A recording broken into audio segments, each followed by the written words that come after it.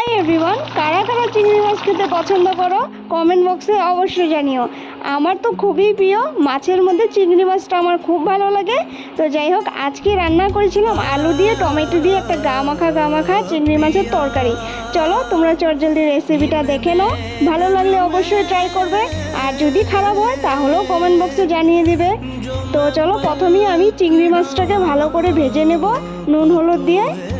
তো চিংড়ি মাছটা 2 মিনিটের জন্য ফ্রাই করে উঠিয়ে রেখে পরিমাণ মতো তেল দিয়ে দেবো, আর ফোড়নের জন্য নিলাম তেজপাতা আর গোটা জিরে। ফোড়নটা দিয়ে এবার আমি ডুমো ডুমো করে আলু কেটে রেখেছিলাম সেটাই দিয়ে দেবো। আলুটাকে লাল লাল করে ফ্রাই করে নেবো। দিয়ে দেবো মশলাতে বড় একটা সাইজের পেঁয়াজ নিয়েছি আর কাঁচা লঙ্কা নিয়েছি, সেটাই পেস্ট করে দিয়ে দেবো নাড়াচাড়া করে। এবার আমি মরিচের গুঁড়ো একটুখানি কালারের জন্য দিয়ে দেবো আর একটুখানি জল দিয়ে এবার আমি ভালো করে কষিয়ে নেব।